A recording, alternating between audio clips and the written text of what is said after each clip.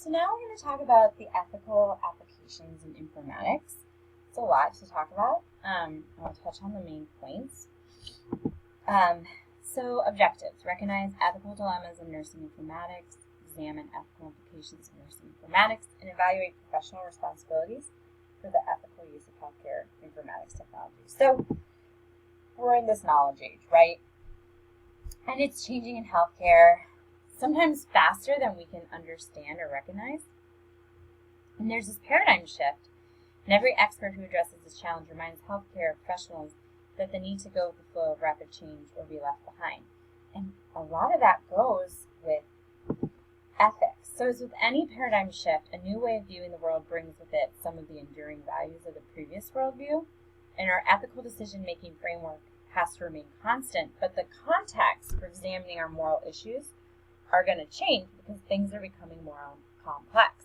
The world is a lot bigger now, and you can't just use your worldview is going to have to rapidly increase with the size of the world, in a sense.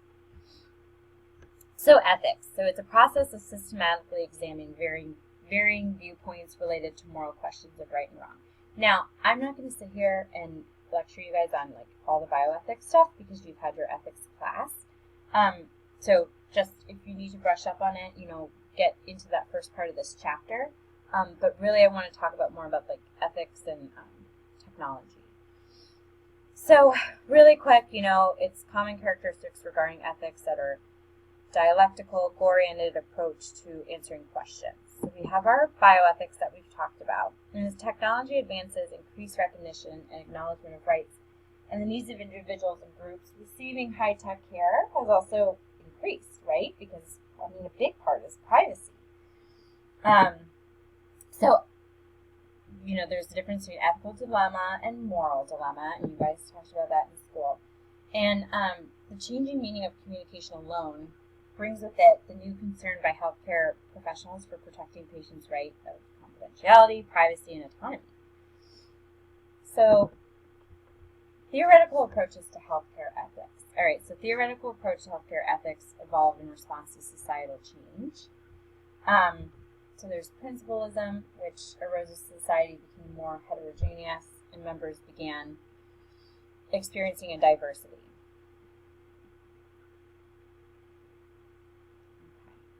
Anti-principalism promotes by expansive technological changes and associated ethical dilemmas. Opponents of principalism claim principles are too conceptual. They are abstract, and they disregard or don't take into account a person's physiological factors, personality, life, history. So principalism is you got one idea and you stick with it and you won't budge. No case-by-case basis.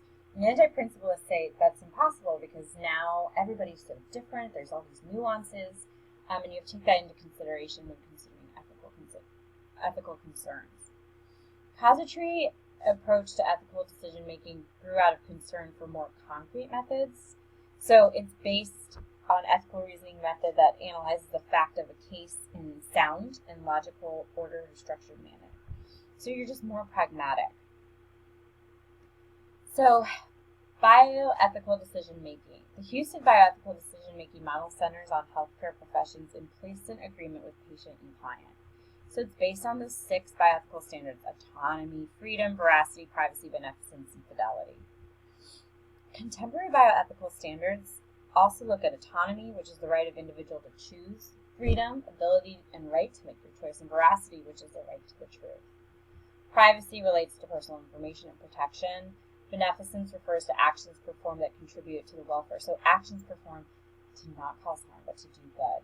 And fidelity is being faithful. So we're going to skip over virtue and care ethics and go straight into applying ethics to informatics. With the knowledge age becoming global, and so that idea, the world is smaller, global closeness, it's just the idea that we can instantaneously connect throughout the globe through technology. And language barriers are being broken because we have technological translators to enhance our interaction and exchange data and information.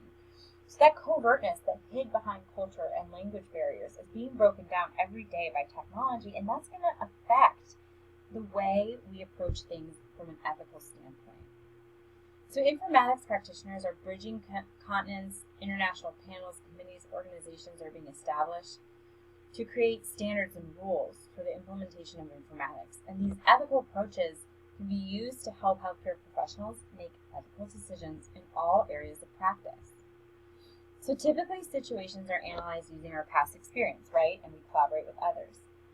But now we need to use expert systems, decision support tools that are built into our EMR, evidence-based practice, algorithmic care, artificial intelligence in the care of patients, provides challenges as to who should use these tools, how they're implemented, how they're tempered with clinical judgment. So we're not robots, right? We still have our clinical judgment. How do we mix it all together? And when you face ethical dilemmas on a daily basis and struggling with unique client situations, it causes many clinicians to question their own actions as well as the actions of their colleagues and patients. So the goal of any ethical system should be that a rational, justifiable decision was reached.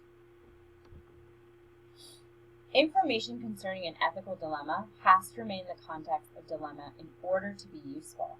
So bioinformatics could gather, manipulate, classify, analyze, synthesize, retrieve, and maintain databases related to ethical cases.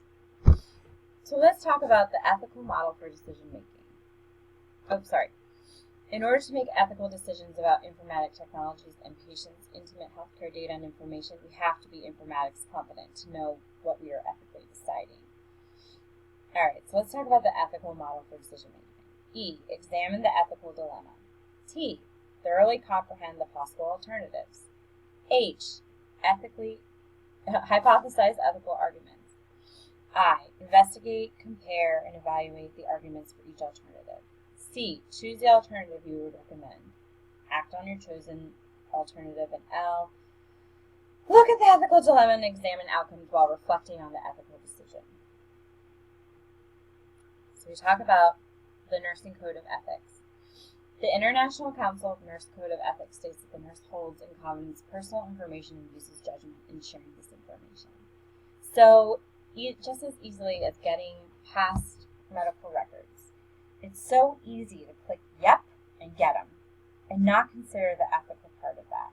Making sure that you are constantly considering the privacy rights of a patient. Making sure that you're constantly considering the ethical the ethical principles behind that instant access to connect yourself to the patient's most intimate details without their knowledge.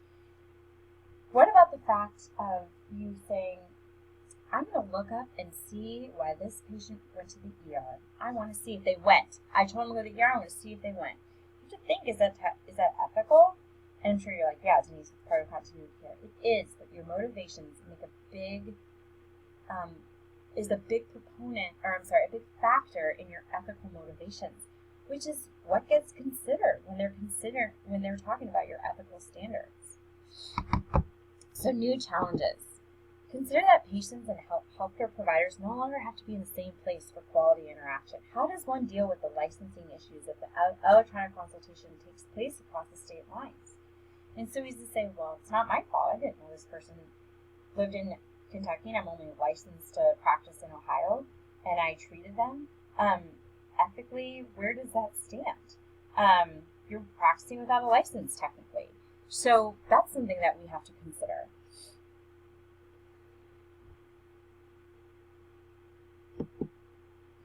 Consider the ethical issues created by genomic databases or by sharing information to a health information exchange to promote population health. This is a really good example. I work in public health, and now the rules of HIV screening has changed, and so we just do it on a regular basis. Most people are fine with it, but think about those ethical issues that get created. Now we have this health information exchange, and by law, if somebody's HIV positive, it has to be reported to a board of health, right? And they have to be followed for the promotion of population health. So I have to, technically, I don't need consent to get an HIV anymore. I can just get it. Now, if someone says, don't get an HIV test, I can't get it. But I don't have to go through the whole process of getting it signed. But I should tell them. Informed consent is still there. And if someone doesn't want it, then you can't get it. Because that person's information is going to be shared. So you have to think about, does the public good outweigh individual interests in data collection and data mining? Maybe, but you also have to think about basic privacy issues.